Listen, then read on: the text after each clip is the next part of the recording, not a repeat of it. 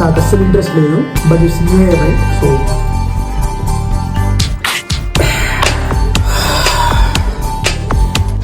Happy new year.